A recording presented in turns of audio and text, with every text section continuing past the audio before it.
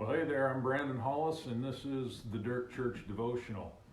It's been a while since I've done one of these. In fact, if I think back, it was November, shortly after I broke my arm. So, this being March, it's like 5 months. So I apologize for being so slack.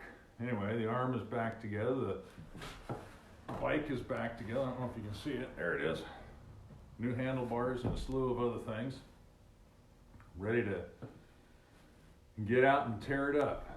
Of course, we gotta see what the law will allow so far as getting out. But they are encouraging us to go for bike rides, just maintain social distancing. So there's that. Anyway, that's not what I wanted to talk to you about this morning. This morning, I want to talk to you about something that's really, I don't know, it's powerful, it's detrimental, it's important. Just to give you an example, I don't know how many of you have done any remodeling of houses. I've done some. I'm currently working on another one. But you know what I have found to be the biggest problem with remodels, and I don't mean in actually doing the remodel, but the biggest cause of issues, of problems. It hasn't been natural disasters like floods or fires. We had a fire in our house in Toledo, caused some damage, but that wasn't the greatest amount of damage that was caused. The greatest amount of damage is caused not by natural disasters or accidents, but it's caused by something smaller and sneakier. It's caused by neglect. Good old-fashioned not doing something. Good old-fashioned not paying attention, not getting on it, not dealing with things when you ought to deal with it. That's neglect, and that's what causes a lot of problems with remodels. I've seen floors that have rotted out because a simple little water leak wasn't taken care of. You know, we take the attitude of, well, I'll get to it later, or you know, it's not that big a deal. I can put something here to block it for the time being, and then, you know, once it stops raining, we forget about it. The next year it starts raining again. We don't notice it right away. But anyway, that neglect leads to eventual destruction.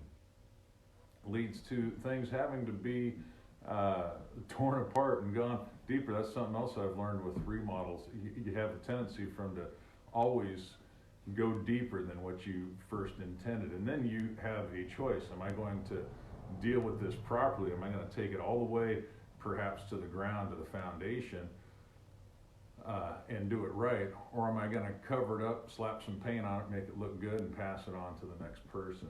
Now, obviously that's not the right answer. We want to tear it down and get it right the first time. So neglect causes a huge problem. Let me just get right to the point. Houses aren't the only thing that suffer from neglect. This is the dirt church, so motorcycles and four-wheelers and off-road vehicles, they suffer from neglect.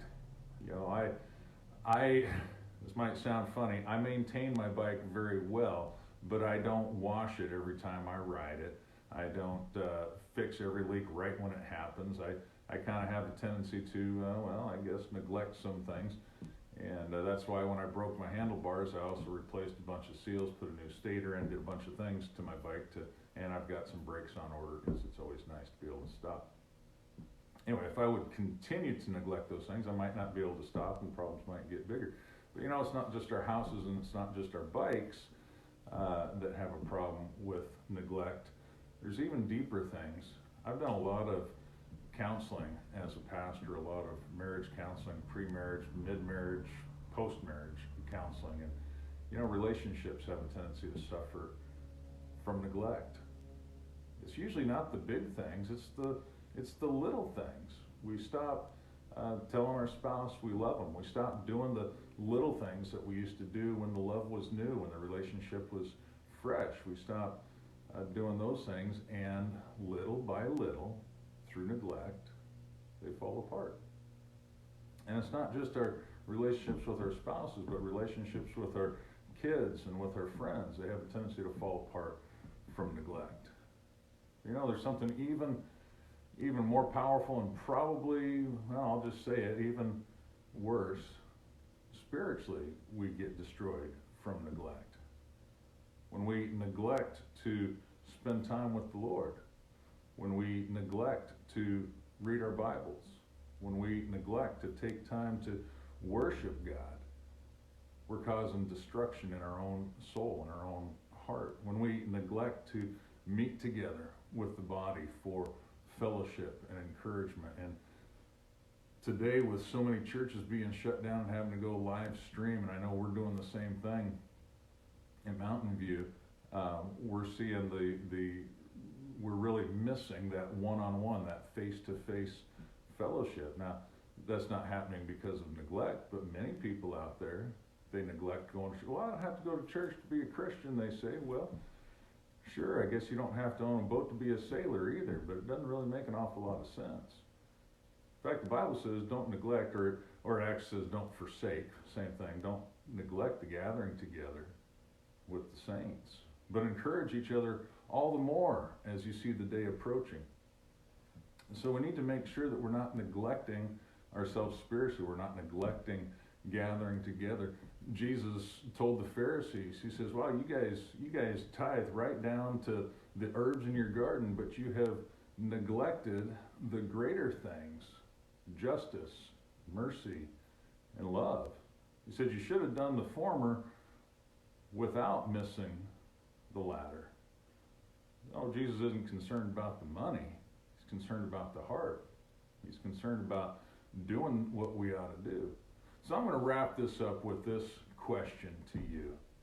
Who or what have you been neglecting in your life? And I'm going to leave you with a little bit of encouragement. It's not too late. It's not too late to start paying attention, to start doing those things. You know, it says in Revelation, John was writing to one of the churches, and he says, go back and do the things you did at first. You may need to do that. You may need to do that with your personal relationships, with your spouse, with your kids, with your friends. You may need to do that with your relationship with the Lord. You may need to do that with your bike. Start taking care of it like you used to if you want it to keep lasting. But there's things more important in life than our toys, and those are our relationships and ultimately our relationship with the Lord. So I'm going to leave you to chew on that until next time. Have a great day. Enjoy, I know this is going to sound goofy, but enjoy this time of being quarantined and being locked up. Enjoy the opportunity that you have to spend time with the Lord. Don't neglect this great opportunity you have. Have a great day. Until next time, chew on that.